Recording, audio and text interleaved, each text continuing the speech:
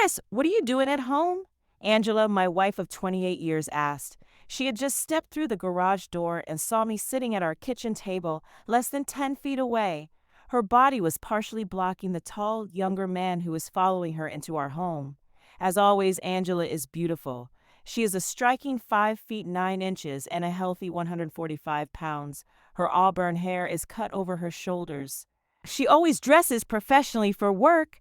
Today, she's wearing a white blouse. I noticed that she had an extra button undone, and the cleavage between her spectacular 38D cut breasts was mouth-watering. Her black linen skirt highlighted her world-class legs, and the 3-inch heels made the delicious cheeks of her ass fill out the back of the skirt to perfection. I briefly considered Angie's idiotic question and responded just as stupidly, "I live here." The quick flash of irritation that had been increasingly prevalent over the last few weeks surfaced when she spit out, "Of course you live here. What I want to know is why you are home at 3:30 in the afternoon." I jokingly tell anyone who will listen that I had loved Angela since we first met. I had an appointment with 4 of the top people in her company, and Angela was their administrative assistant. She met me in the lobby and escorted me to the senior suite of offices for my meetings. Hours later, when she walked me back to the lobby, I took a chance and asked her out for dinner. The rest, as they say, is history. By now, Angie's gentleman friend had scooted around her and was standing at her side. I was half expecting him to smirk, but his very intelligent eyes were showing signs of concern. From the start, things weren't going as planned. I guess I could ask you the same question, Angie. What are you doing home an hour and a half early? Angela and I have been joined at the hip since our first date. I'm proud to say that I have devoted every ounce of energy to her and our family. I worked hard and built a small but very successful insurance brokerage firm. With the help of her employer, Angela went to college and in 6 years earned a bachelor degree. She moved from a support position and into human resources. Eventually, she headed HR in the company's Hartford, Connecticut office. I had loved Angela unconditionally for almost 3 decades. As I sat looking at the monster she had become over the last number of weeks, I willed myself to be calm. I wanted to break her just as effectively as she broke me when I discovered she was a lying, cheating slut. When I gave Angie my signature crooked grin, she responded, "We came home early to talk with you." "We?" I asked while looking Angie directly in the eye. Aswad took the opportunity to introduce himself. He stepped forward, held out his hand, and confidently said, "Mr. Harrington." "Chris, I'm Michael Browner. I'm the new attorney at Kellerman & Sons, and I've been working closely with Ong for the last couple of months." While continuing to stare Angie down, I ignored his offered hand. I clenched in the primal instinct to jump up, wrap my hands around his worthless neck, and squeeze until his eyes popped from his skull. Instead, I growled, "I know exactly who and what you are." For the first time, I saw signs of concern in my wife, and then she cringed when I followed up with, "Ong, you threatened to cut the balls off the last person who called you Ong. Why are you putting up with such disrespect in your own home from this pile of shit?" I was pointing toward a swipe. Angie looked worried and confused. By habit, she is a very careful planner. I was certain that she and a swipe had planned for every possible contingency for this talk. In her mind, every I was dotted and every T was crossed. I was already in her mind a compliant cuckold. A quick glance toward a swipe made me smile. I was fairly certain that his sphincter muscle was tightening and would soon be clenched in a knot as tight as my sphincter. A shit show was coming, and it would be worlds different from anything that Angie and her boy toy could imagine. I took 2 or 3 deep cleansing breaths and tried to push the rage and disgust that had been growing into a quiet corner of my heart. Let's get on with this, I thought to myself. It's time to throw them off stride again. "Why don't I make 3 drinks?" I offered. "We can talk in the living room." "A glass of wine, please," was Angie's subdued request. When I turned to ask why, he seemed wary. He responded to my offer by saying, "Angela tells me that you enjoy bourbon and craft beer." I nodded and told him I do as I got up from the kitchen table and headed to the bar in our family room. As I left the room, I heard immediate and urgent whispering as they moved in the opposite direction through the kitchen to the living room. A few minutes later, I met them in the living room. They were seated together on the sofa. I handed Angie a glass of her favorite Merlot and asked why petulant glass full of amber ale. I took my 2 inches of bourbon and sat in the armchair across from them. After raising my glass in salute, I took a small sip of the burning liquid. After returning the toast, a swipe took a sip of beer. He held the glass in front of him and seemed to study the color and carbonation. He commented, "This is one of the most complex amber alach I've ever had." "What is it?" "Pabst Blue Ribbon is worse than donkey urine and the crappiest beer ever made." She was halfway through her comment when she saw me laughing. She exploded, "You're such an asshole. We came home to have a calm talk with you, and you've been nothing but rude and condescending." I smiled and questioned, "I'm an asshole, rude and condescending. I guess we really need to start your talk. I'm sure that I'm about to learn how to have a polite, uplifting, and loving conversation from my ever-faithful wife." Angie cringed and wasn't able to meet my eyes. A swipe took over and began, "Chris, we've come here to discuss." I interrupted and said to him, "You had it right the first time." "Excuse me." He looked confused, as the swipes often do. "When you first addressed me, you called me Mr. Harrington, before presumptuously calling me Chris. I greatly prefer, in fact, I insist you call me Mr. Harrington." As his face started to turn red, I finished with a shrug and said, "Or sir." Instead of letting S-Wipe continue, I turned to Angie and heatedly asked, "What do you want to talk about?" When S-Wipe looked like he was going to respond, I said, "I'm talking to my wife, asshole." "Just sit there, drink your complex amber donkey piss, and shut the fuck up." Angie was livid and exploded. "Your behavior this afternoon has been disgusting. I wanted to stop now." I nodded and seemed to think about her request. I asked, "Do you think my behavior is better or worse than your behavior over the last 5 or 6 weeks?" "What are you talking about?" Angie was half confused and half worried. Asswipe seemed to be holding his breath as he waited for my answer. I guess he was certain that their carefully crafted plan had gone off the tracks. Looking Angie dead in the eyes, I told her, "I don't know what pisses me off more. That you let him put his worthless little cock up your dried-up old cunt, or that you treat me like an imbecile." The stunned look on Angela's face was priceless. Her eyes narrowed, and in a hushed voice, she asked the obvious, "It seems like I have more friends at your office than you do." I received an anonymous email from someone at Kellerman's 2 weeks ago. The email warned that you were having an affair and had 3 attachments that showed you on a picnic lunch at Middlewoods Park. The pictures were complete with hand-holding and kissing. "I'm sorry that you had to find out that way." Angela was trying to decide how to continue when I jumped in and asked, "So you want a divorce?" "No." She slid to the edge of the couch, leaned forward, rested her elbows on her knees, and passionately said, "I love you and don't want a divorce." What Michael and I are having is a short-term fling. He's new to Connecticut and hasn't made many friends. Once he's settled, I'm sure he'll find a regular girlfriend. I'm sorry, but that doesn't work for me. I signed up for a monogamous relationship with a loving wife. Instead, I found out that the woman I've devoted my life to is a slut and cum dump. A divorce works much better for my future plans. Angela begged, "Chris, just stop. I don't want a divorce, and I don't think you do either. This is a one-time fling and nothing more. I'm attracted to Michael, and I wanted a little extra excitement in my life. It's never happened before. It will be over soon and will never happen again. I promise." I took a small sip of my bourbon and sat quietly for a few moments before responding, "First, your promises have no meaning. Everyone in this room knows you're a liar." Angela was about to erupt when I talked over her and said, "And second, why would I ever believe this is your first affair? For all I know, it's your 51st. Please, you need to stop and think. We've worked together to build our family, and now that Kelly is married and thinking about starting her own family, we can slow down and plan for a wonderful retirement in a few years. My fling with Michael will be long over and forgotten." I got up, and without asking if anyone wanted another drink, walked to the den and refilled my glass. I was confident that my poor manners were not lost on the 2 idiots in the living room. They were huddled together and whispering when I returned. "May I say a few things, Mr. Harrington S.?" Wipe asked. "The floor is yours," was my disgusted reply. He gathered his thoughts before saying, "Angela is right. Our relationship is just a short-term fling. I regret that I let a married woman into an affair. I've never done that before, but we hit it off. As you know, she is a spectacular woman.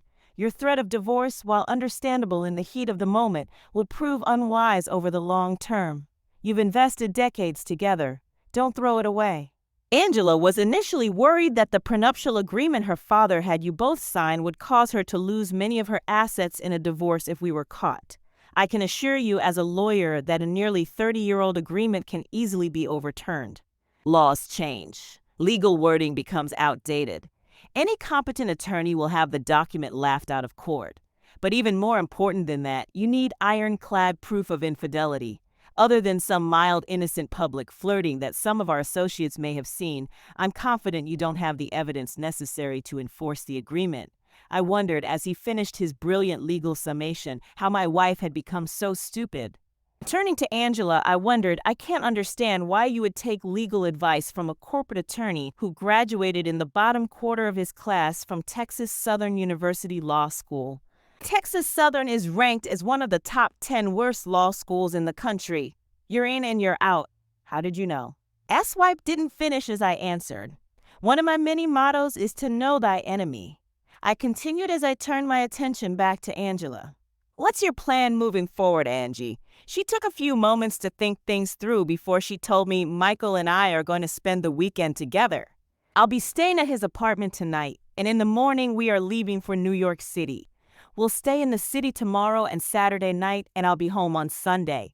Even though I knew their exact plans, the sheer audacity of my cunt wife's statement tore my heart from my chest. I hoped she could see the crushing sadness in my eyes as I asked, so not only have you shared your slept body with this piece of crap, you're also going to share our quarterly getaway weekend with him? We've gone to New York City 4 times a year, every year since we've been married. Memories of all the spectacular sights we've seen together, the award-winning Broadway plays, the concerts and sporting events. You've smashed all of the thousands of heartwarming memories. I don't know what's happened, Angie, but you've become as big a pile of shit as this asshole. I was obviously indicating a swipe. Angela could tell I was devastated and responded accordingly. I didn't hear a single word she said as the voices in my head were screaming, "End it. Fucking end it now." Looking over at a very concerned swipe, I asked, "Is your wife okay with you fucking my wife?" "Christopher, stop. Michael is a widower. His wife died several years ago. He would never cheat on his wife. He even asked why I've had the decency to cringe at my wife's last statement. I smirked and said to Angela, "Unlike you." I continued immediately and asked, "Is that true? You're widowed." He quickly looked back and forth between Angie and me and hesitantly said, "Yes." I reached down and pulled a manila folder from the backpack sitting on the floor next to my chair. I opened the folder, scanned the first page, and read, Dr. Cynthia Browner, Emergency Department Surgeon, Ascension St. John's Hospital, Detroit, husband Michael, daughters Katie, 11 and Lacey, 9. Dr. Browner has resigned for her current position effective June 22nd and will be moving to the Hartford, Connecticut area to join her husband immediately after her children get out of school. She will be working in a similar position at St. Francis Hospital and Medical Center in Hartford. If I wasn't so grossly unhappy about my marriage, I would have laughed hysterically at the look on Angela's face. "You lied to me?" She wanted to know. I couldn't help it. I did laugh. Can you imagine? I bellowed. A cheat and a liar lies to a cheat and a liar. What's this world coming to? Michael reached out and cupped Angela's hand. Just before I could shout, "Get your fucking hands off my wife," I realized I just didn't care. "Oh, baby, I'm sorry. I did lie. I couldn't help it. You were so sexy and beautiful. I wanted you and needed you, and I lied so I could have you." He stood while still holding her hand. "Let's go back to my place and talk. We'll go to New York tomorrow and have a great weekend. When we get back, we'll still have 3 weeks until my family arrives. At that point, you can be a full-time wife, and I'll be a full-time husband and father." Angela considered her options for a few moments before standing. She took a swipe's hand and turned toward me. "After this weekend, I promise to give up Michael completely. I'll come home on Sunday, and I'll be the same loving wife I've always been." Angie and I stared at each other for a while. I wondered if she could hear my already crushed heart continuing to break. I've sat here somewhat politely, while you both had the opportunity to tell me about your fling and how, in the long term, it won't affect my relationship with Angie. I'd like to ask that you both sit down and give me a similar 30 minutes of time to lay out the changes I see happening. They looked back and forth between each other and me, trying to silently decide what to do. I pushed the issue and said, "The least you can do is give me 30 minutes of your time. Reluctantly, they sat. I've set up several Zoom meetings for us, I told them as I pointed the remote at the TV and pressed a few buttons. I've become an expert at arranging Zoom online meetings during the COVID-19 pandemic. When the TV lit up, I said, "Peter, Lou, can you hear me?" I was talking to the two faces on the screen. "We can kiss," Peter answered. I continued, "Angie, you obviously know our family attorney, Peter. I'd like to introduce you to his partner and my new divorce attorney, Lou Baird. Gentlemen, I'd like to also introduce you to corporate attorney extraordinaire Michael Browner." Angie and a swipe were stunned as I finished with, "Gentlemen, you have the floor." Lou immediately started, "In a no-nonsense manner, Mrs. Tara Harrington, I am representing your husband in your upcoming divorce. Papers were filed with the court earlier this afternoon. I'd greatly appreciate it if you would retain an attorney and make arrangements to officially be served.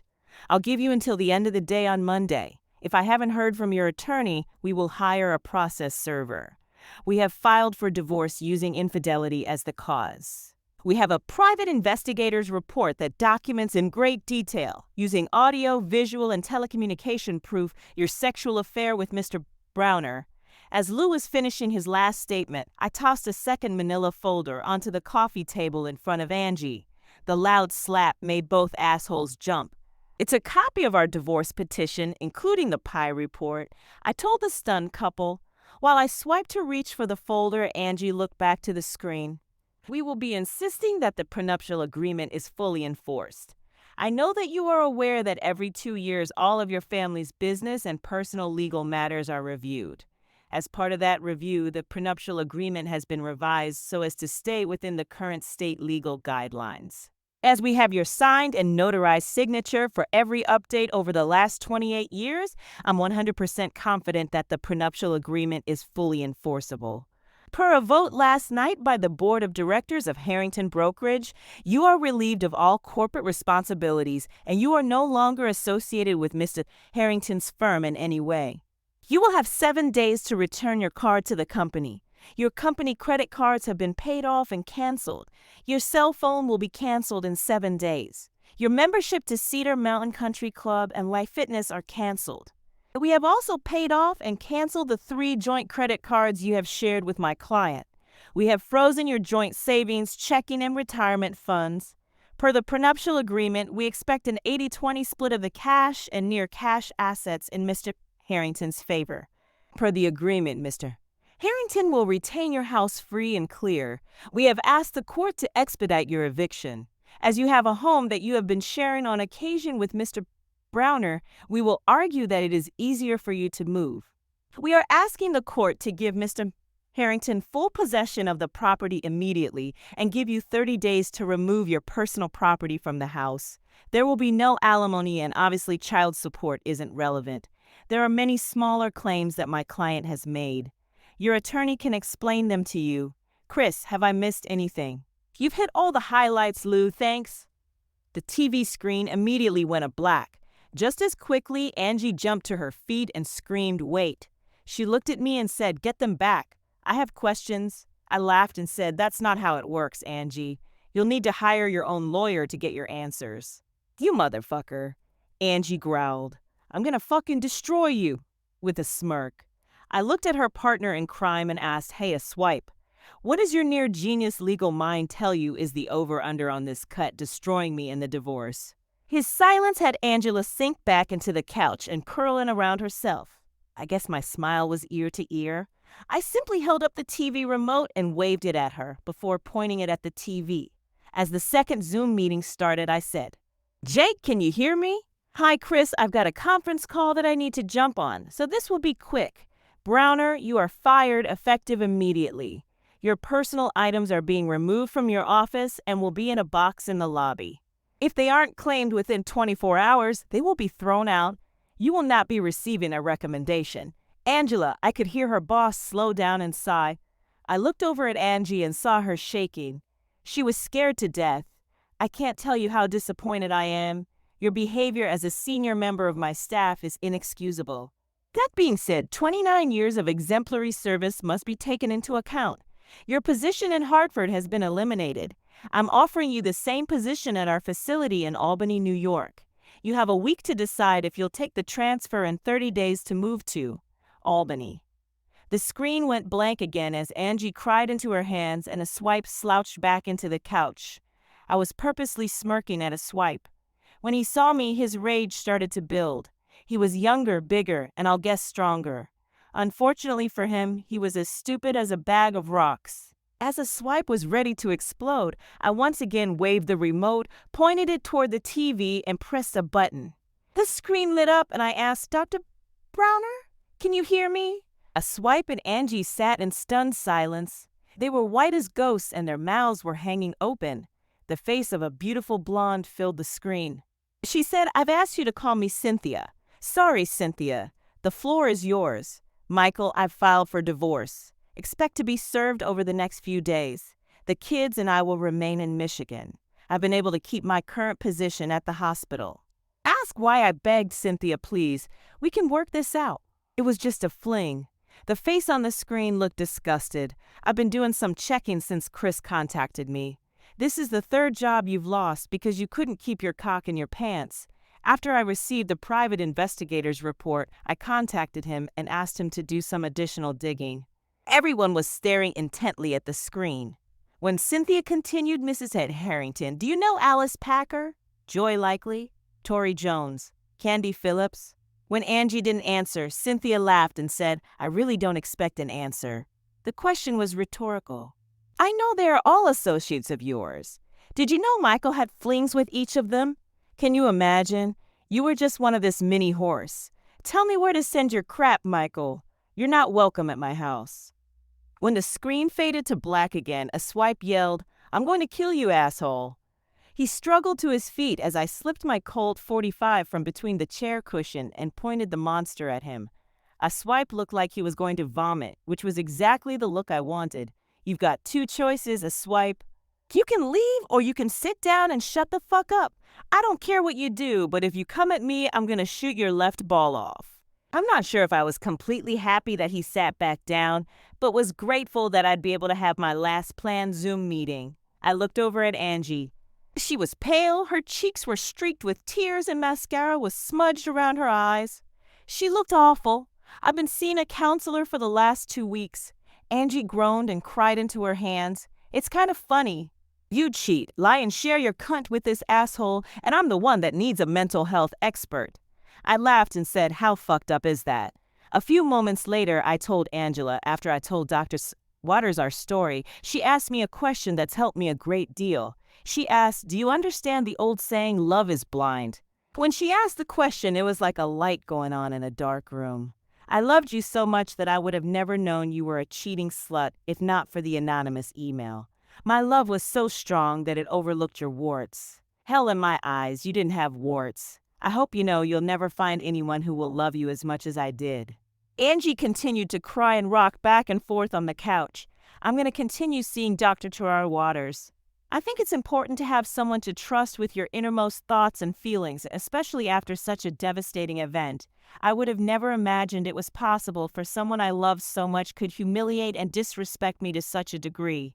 But the good news is I'll get over the hurt and humiliation just like I will get over you. I told Dr. Waters about my plan for today. She isn't a big fan of revenge, but thought the first 3 Zoom meetings were okay. She thought that you deserved some payback. She did try to talk me out of our next Zoom meeting. She thought that the pain it would cause me might take me back a few steps in my personal recovery. I've thought about it and will admit that Dr. Wilson is probably right. The next Zoom meeting is going to do me more harm than good, but I don't care. This next meeting will hurt me, but it will cripple you. As I held up the remote for the 4th time and waved it at Angie, she shrunk back into the couch in a panic. I pointed it at the TV and pushed the button. All eyes were riveted to the screen, and when the face appeared, Angie groaned. "Oh no. Oh no. Please, God. Oh no. I love you, Daddy," said my daughter, Kelly. "I love you too, sweetheart." "Why?" Angie shrieked. "How could you possibly be this awful to me?" "I heard it all, Mom. I've heard every word you and your asshole boyfriend have said over the last hour. I've heard what you've done and what you plan to do." "You disgust me, Mom. Sweetheart, please. This is a very complicated situation. You're too young to understand. It took Angela's breath away when Kelly responded, "Fuck you, Mom. I'm a 26 years old, a happily married woman. Your situation isn't complicated. It's grotesque on one hand and pitiful on the other. I don't know what's changed, but you were selfish and totally self-absorbed." Angela was breathing deeply as she begged, "Kelly, baby, I've been so lonely since you moved away. It was like I was living in a fog. I missed you so much." Kelly's face on the screen looked perplexed. "So what you're saying, Mom, is that it's my fault you've become a liar, cheat, and slut, crush dad, and are gonna get divorced." "No, that's not what I'm saying, and you know it." "It doesn't matter, Mom. I think we all need a break from you." "Kelly," Angela shouted, "I'll come to Boston this weekend and we can talk. I'm so sorry this has happened. I need to be with my baby girl." "That's not gonna work, Mom, for two reasons. First, you'll be in New York, fucking your worthless, unemployed, newly divorced boyfriend. I'm not going to." "New York," Angela insisted. "And second, Scott and I have planned a small private celebration for our closest family and friends. We've rented a venue closer to Cape Cod. Baby, oh baby, what are you celebrating? Since you aren't invited, I'll tell you. I'm 3 months pregnant and will be having a baby girl in February." "Kellyanne, I'm your mother, and I insist that you invite me." "That's not going to happen, Mom. I want my special party to be filled with love and happiness and not the lying, cheating, and disrespect that is consuming so much of your current life. Goodbye, Mom." For the fourth time, the screen went blank. As Angela sat and cried, I got on my feet and tucked my pistol into the back of my pants. "I'm going out for dinner and will be back in 2 hours." Looking at Angela, I said, "Please pack clothes and other essentials. You won't be allowed back into the house until the court responds to my divorce petition. I'm told that will take a week." Looking at a swipe, I said, "You've seen what I am capable of doing. I'm giving you 3 days to move out of the state. If you were still here on Monday, I'll have you crippled in a much more literal sense." After pulling open the front door, I looked back at the utterly defeated cheaters and said, "Enjoy your weekend in New York." Said, "Enjoy your weekend in New York. It's supposed to be beautiful both days."